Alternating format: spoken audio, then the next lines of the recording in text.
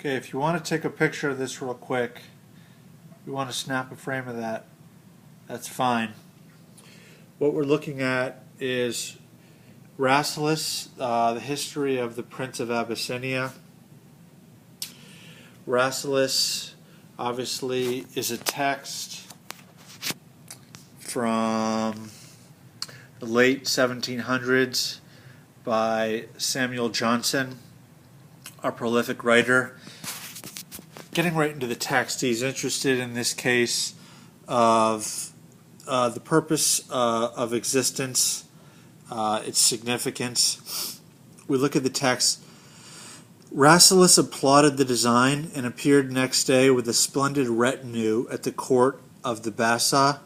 He was soon distinguished for his magnificence and admitted as a prince whose curiosity had brought him from distant countries to an intimacy with the great officers and frequent conversation with the Bassa himself. What we're getting here is commentary on the fact that only the most elite members are admitted into this discourse, into this conversation. He's referring to experiences that his sister has had when he says applauded the design. Rasselas is interested in viewing different levels or stages of society. In this case, he's with dignitaries and nobles. He ultimately decides that their life is too problematic. They're concerned over petty things. He's disappointed with their state of living as he is with everyone else, including hermits, merchants, the poor, etc., etc.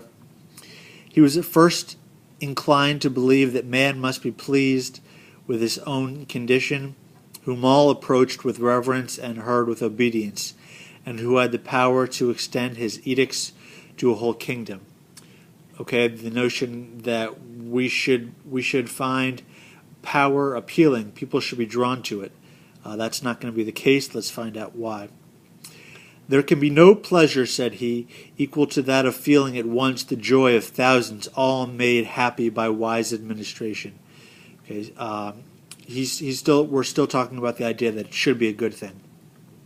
That a man who can exhibit influence over so many people should essentially have it made, should be revered.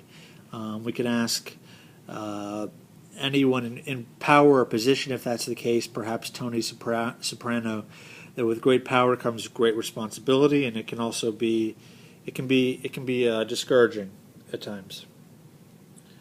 What else do we have?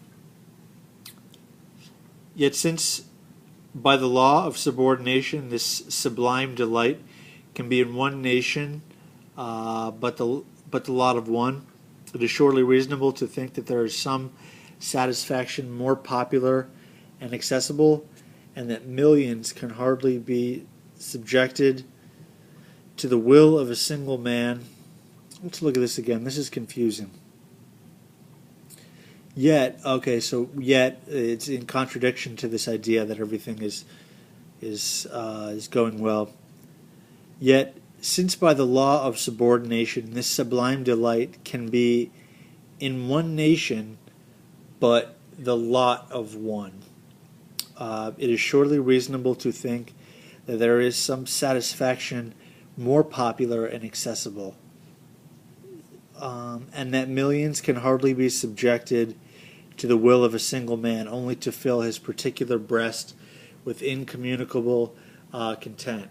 Okay, Johnson is difficult to understand, but what I think he's saying here is that it's possibly a notion too good to be true, that one man can effectively issue or reign his intelligence or power over the masses, and that it may be a unique and admirable, reverent thing for this man to have the power, but surely it's a power that he will not be able to manifest.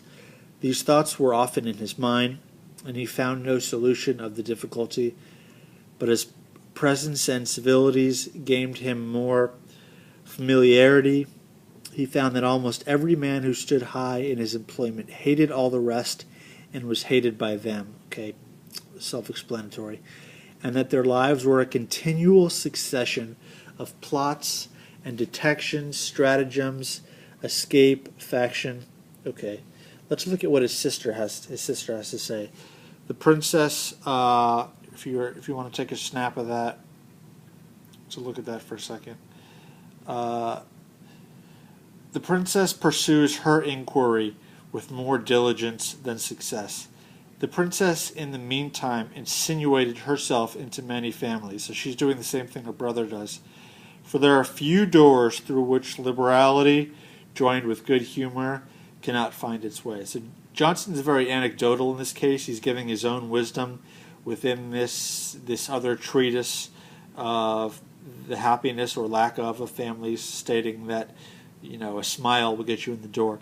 The daughters of many houses were airy and cheerful, but Nikaya, his sister, had been too long accustomed to the conversation of Imlac and her brother to be much pleased with childish levity and prattle, which had no meaning. Okay, so he was in houses of rich dignitaries. She's in more commonplace houses, and she finds them boring. Okay, so people are either, on the one hand, they've got too much responsibility, or on the other hand, they've got too much of a lack of brain power. She found their thoughts narrow, their wishes low, and their merriment often artificial. Okay, I recommend that if you don't have any experience with Johnson, that you take a look at some of this. He's got some good stuff. It can be more difficult to understand Johnson with the advent of the dictionary and whatnot, but the language is good. The vocab is good. He does his best to hammer out his points, and it's definitely worth examining a little bit farther. This was Samuel Johnson, The History of Rasselas. Another text we should look at some point is the actual biography of Johnson by Boswell, his younger contemporary, also a great writer. But that, in a nutshell, at least for now, is a little bit of Rasselas, the Prince and History of Abyssinia.